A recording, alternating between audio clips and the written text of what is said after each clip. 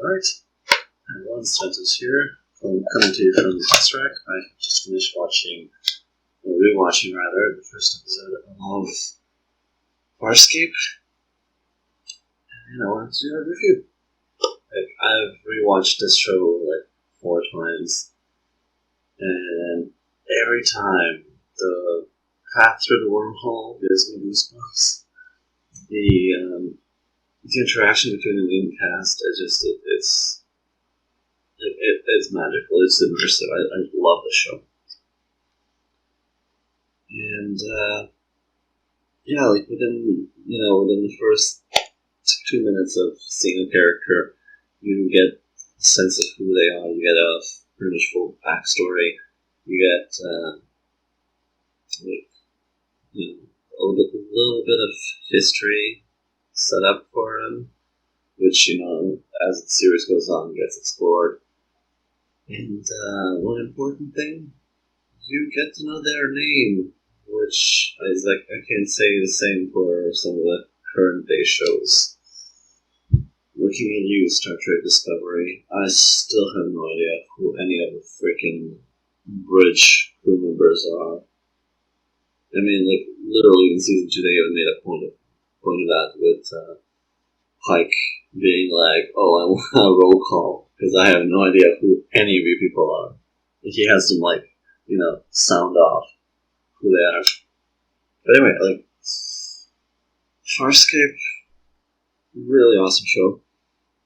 At the beginning, I didn't notice this before, but at the beginning, the guy who plays John's father,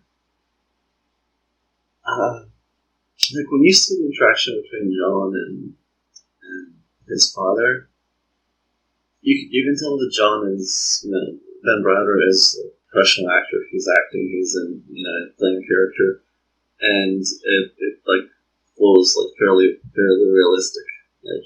Yes, sure, he's reading, he's going off the script, but he is the character. He's immersed in the role. Whereas the guy playing his father kind of looks like, the guy that just came in for the weekend to do a quick scene, get the scene quickly shot. So he's very, very, very chill, very relaxed, very casually talking.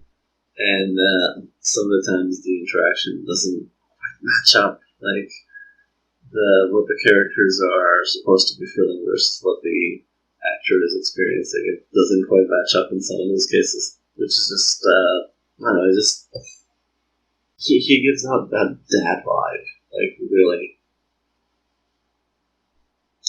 So, yeah, I mean, it looks a little bit funny at first, but then you're he's a dad. When John gets shot through the wormhole, goosebumps every time. And that's just because the wormhole CGI and the what's happening to John inside the module and the music, it all gives you that, shoved in the ass end of the universe, and you have no idea what the hell's going on. It's all disorientating, and you're really experiencing that with John Crichton. So, let's get to the summary of, the plot of the episode. John Crichton, Commander John Crichton of EASA. I don't know what I just spelled that. EASA, anyways, it's the International Aeronautic Space Agency. So basically like NASA, but they weren't able to use NASA, so it's international because it's not just North America. Anyway. So yeah, they're launching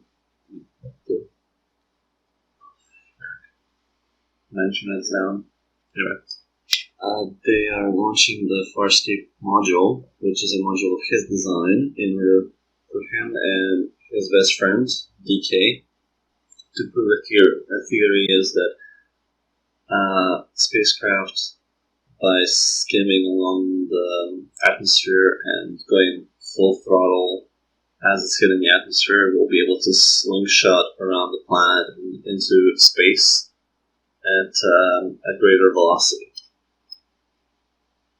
So while this experiment is happening, there's an electromagnetic wave. He gets swept through a wormhole and ends up in an unknown part of the galaxy or the universe. We don't actually know. That's never really explained. We don't know. So he ends up in a distant part of the universe and crashes almost into an alien spacecraft.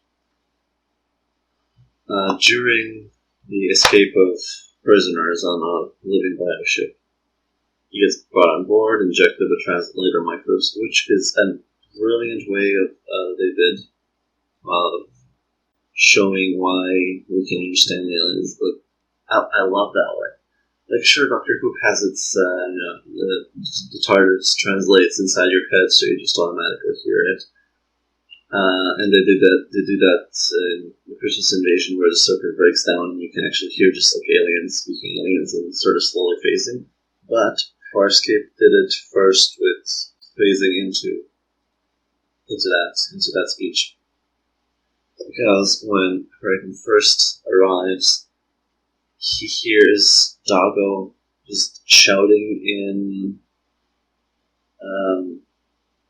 crap. I want to say her name, but no, that's Rachel.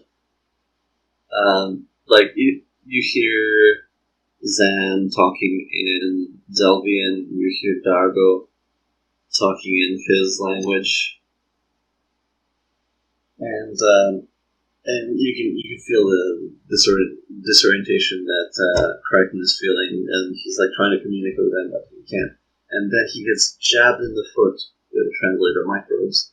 And slowly he is able to understand it. It slowly gets translated from this alien-esque language. It just kind of slowly phases into English. It was a really, really clever way of doing it. I really, really like that. So yeah, he is brought on board, injected with translated microbes. They managed to rip out the wiring or the synapses of Moya in order to get free of the control collar, and they starburst away. And starburst is a really cool idea because in the Farscape universe, the ships, they don't really travel at light speed. Not really. I mean, there's a couple here and there. But generally, the Peacekeepers or the Scarans, they travel at relativistic velocities. So they have this. I think they say it in the first episode. It's Fetch Drive, which is kind of like Impulse in Star Trek, but a little bit faster because they don't travel at light speed, but they do move from planet to system to system. The thing is, the starburst, that's Moya's essentially defensive mechanism. Moya is the living ship. If you haven't got into it yet, Moya is a living ship. She's a biomechanoid, and the starburst is the only defensive mechanism that she has. And literally, I mean, just going by Moya's design, she kind of looks like a squid with the aft of the hull having these sort of tentacles joining at a point. And when starburst happens, the tentacles kind of open up, and the ship gets shot at essentially at light speed. And to me, that's always looked a little bit like when a squid is escaping, it shoots a lot of ink and then it speeds away. So that's essentially what starburst is. It's a quick jump. It uses a lot of energy for a Leviathan, and it gets you from here to here. Just pull this closer. It gets you from here to here in a relatively short time because it just kind of focuses all this energy and just pushes the ship really, really fast. But unlike warp drive in Star Trek, it can't just persistently go and most of the ships, like the Peacekeeper command carrier, they can't go like anywhere near that speed. They're just cruising along. So anyway, they go into Starburst. They go onto a commerce planet. While the commerce planet, Aaron, who was one of the Peacekeeper officers that came along with them, and has been captured by the escaping prisoners. She and Crichton manage to escape, get on the planet, where they contact her captain, Captain Grace, who then deems them all basically for execution. And then they escape again and get back onto Moya, and they actually go ahead and do Crichton's maneuver because Moya can't start burst away again because she just did it a little bit earlier. There's enough time, and he crunches the numbers real quick and does the maneuver, skimming along the atmosphere of the planet, slingshotting them out into space and into the uncharted territories where Chris doesn't have jurisdiction because peacekeepers are not supposed to be there. Overall, I really enjoyed this episode. It is a great starting point for the show because, it sets everything up. It, sets, okay, they're going to the uncharted territories. Okay, what's there? Okay, we'll find that out. You get, you learn a little bit about Dargo's crime. You know that he was in prison because he killed a fellow soldier. Okay, so who was the fellow soldier? What happened to him? We have that building block set up to be explored. Delvin Pauza Tozen, she's a priestess and she's the leading anarchist, but we have no idea until later it's shown possibly. I think there's bad weather outside. Something just knocked against my window.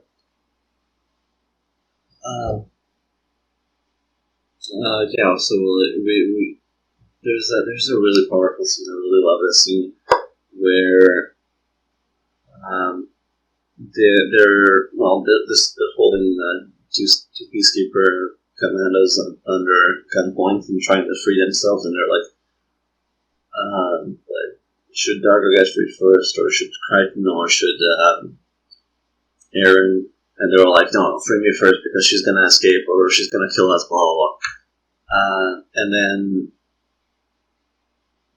John turns to Aaron, who is reluctant to come along with them because John knows that she's gonna get killed if she stays and gets recaptured. And she's like, no, I can't come with you. This is who I am. I have to, this is my duty. I have to go with them. It's my breeding. It's what I was meant to do. And then John turns to her and he's like, but you can do so much more. And I just love that because to me, it kind of reminds me of, as a Doctor Who fan, of course, reminds me a little bit of the Doctor and Dawn, actually, because in Doctor Who, Donna Noble, she feels that she's nothing special. She feels like she's the most ordinary human being around, and when she gets I think the line I'm remembering is from the episode Turn Left, where the entire universe essentially changes around her, and she's like, "But I'm nothing special, no one."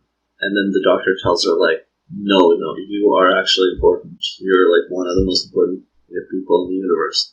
And it's not just because the universe changes around it, but it's because he sees everyone that they are like the most important person in the universe because everyone has this potential that just hasn't been reached yet. And if you allow yourself to, to embrace new possibilities, you can reach that potential.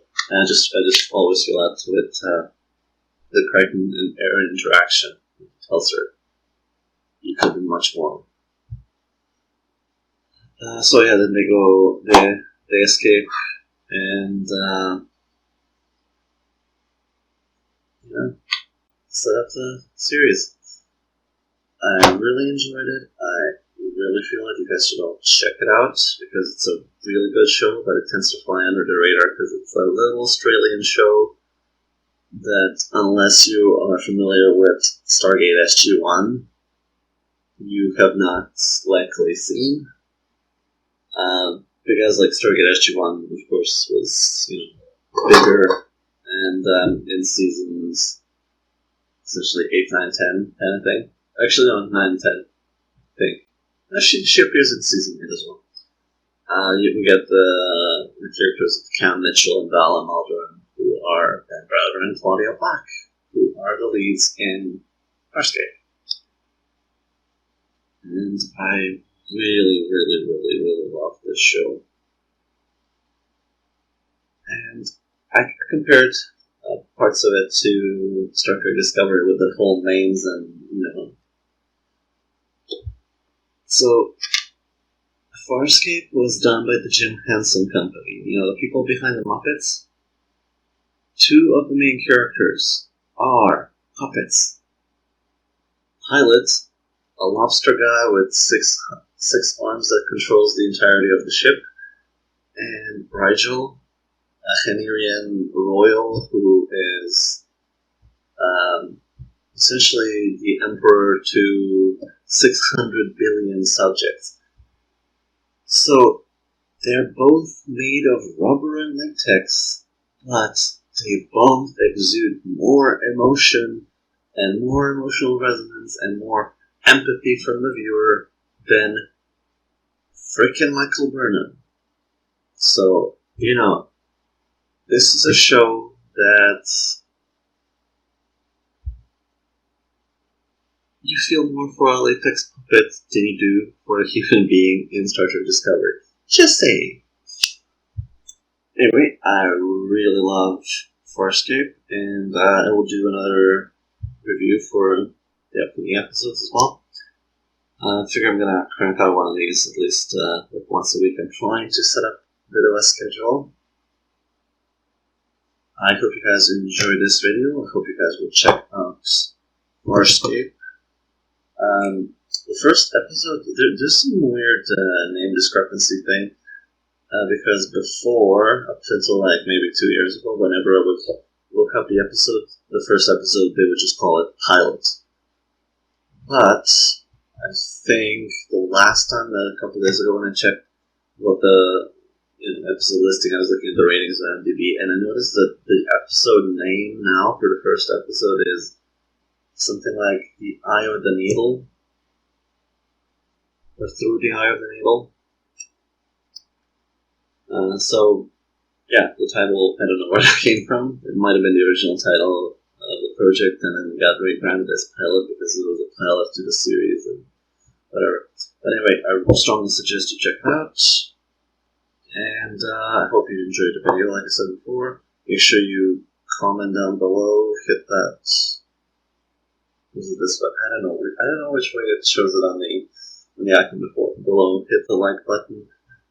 Make sure you hit the little bell notification when you subscribe, so you can get notified of the next 10 new videos that I upload. I have been Sventus. You have been attending the Tesseract here, and I will see you next time.